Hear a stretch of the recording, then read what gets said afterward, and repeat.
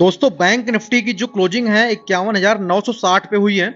और कल का एनालिसिस करते हैं, कल देखते हैं कि किस तरीके से जो हम इसमें काम कर सकते हैं। और अगर इसको 1 घंटे के चार्ट में लगाएंगे तो जो मैंने आपको बताया था कल की वीडियो में दोस्तों कि ये एक बार जो है करीब 52,600 के पास जाके यहाँ से एक रिजेक्ट हो सकता है। क्योंकि अगर आप देखेंगे तो प्रीवियस टाइम पे यहाँ से एक जो फॉल बड़ा आया था गैप डाउन खोलने के बाद, तो ये जो गैप है वो गैप डाउन होता है, तो ये भी एक रेजिस्टेंस होता है, स्ट्रॉन्ग रेजिस्टेंस होता है। आज के दिन अगर आप देखेंगे तो बैंक निफ्टी ने क्या किया है कि इसको आप 5 मिनट के चार्ट में अगर लगाएंगे तो आपको दिखेगा कि कैसे मैंने बताया था कि 52,350 के पास जाके रिजेक्ट हो सकता है। लेकिन ये खुला ही था तो पहली कैंडल में इसको क्रॉस कर दिया, तो फिर ये 52,600 के आसपास जाके एक स्ट्रॉन्ग रेजिस्टेंस था, तो यहाँ से रिजेक्ट हो गया। तो अभी के टाइम पे अगर हम इसको 15 मिनट के चार्ट में देखते हैं और कल के दिन किस तरीके से इसमें हम काम कर सकते हैं दोस्तों, हमें कल के दिन एक ट्रेड मिलेगा। अदरवाइज ऐसा भी हो सकता है कि ये एक साइडवेज भी हो सकता है। तो कल के दिन दोस्तों इसकी जो क्लोजिंग हुई है वो करीब 51,960 के आसपास में हुई है। तो कल के दिन दोस्तों अगर ये फ्लैट खुलता है या स्लाइटली गैप डाउन खुलता है और किसी भी कंडीशन में आके 51,780 का जो रेंज है, इस रेंज को अगर ब्रेक करके इसके नीचे सस्टेन करता है कोई 15 मिनट की कैंडल, तो दोस्तों यहाँ पे आप जो शॉर्ट कर सकते हैं, जो आपका पहला टारगेट होगा वो होगा 51,600 का रेंज। 51,600 का रेंज अगर ये ब्रेक कर देता है तो आप समझ लीजिए कि फिर ये 51,000 पे ही आके रुकेगा। यहाँ से फिर एक बड़ा मोमेंटम आपको नीचे के लिए मिल जाएगा और समझ लीजिएगा कि मार्केट में फिर बड़ा फॉल आने वाला है। लेकिन अगर ऐसा हुआ कि गैप डाउन खुला 51,780 के आसपास आके यहाँ पे बेस बना के अगर यहाँ से ऊपर जाने की कोशिश करता है बैंक निफ्टी, तो छोटे से एसएल से जो है आप ऊपर के लिए प्लान कर सकते हैं। जो ऊपर का टारगेट होगा 52,120 का होगा।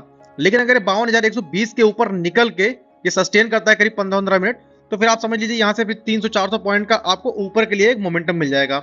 लेकिन ये दोनों चीजें अगर नहीं होती हैं और मार्केट ऐसा भी हो सकता है कि 51,780 से लेके 52,000 के रेंज में, इसी रेंज में मार्केट कल के दिन कंसोलिडेट भी कर सकता है। अगर 52,120 का रेंज ब्रेक करता है तो वहां से आप बाई कर सकते हैं। 52,120 की रेंज से जाके अगर रिजेक्ट होता है तो वहां पे आप शॉर्ट कर सकते हैं नीचे के लिए। और अगर 51,780 के पास आके बेस बना के ऊपर जाता है तो यहां से आप बाई कर सकते हैं। यानी कि आप ये 250-300 पॉइंट के रेंज में भी 1-2 ट्रेड आपको मिल जाएगा अगर आप जो है सही तरीके से करेंगे।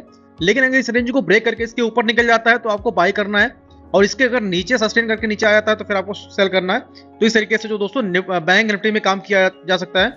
लेकिन अगर निफ्टी की बात करें दोस्तों, तो निफ्टी में दोस्तों अगर देखेंगे तो निफ्टी में भी जो है ये एक ही रेंज में आज इसने ट्राई किया था, सेकंड हाफ में ट्राई किया था कि ये इसको ब्रेक करने के लिए, लेकिन ये ब्रेक नहीं कर पाया। मतलब यहाँ पे मार्केट 15 से 20 मिनट या आधा घंटा कहेंगे आप सस्टेन किया, एक बड़ी ग्रीन कैंडल भी दिया, लेकिन ये रिवर्सल हो गया। तो इसमें दो चीजें हो सकती हैं दोस्तों।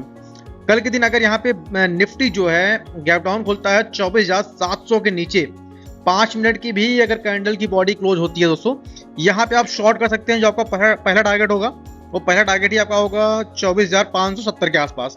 यानी कि आपको 130 पॉइंट का टारगेट बहुत इजीली मिल जाएगा अगर इस 700 का रेंज ब्रेक करता है तो।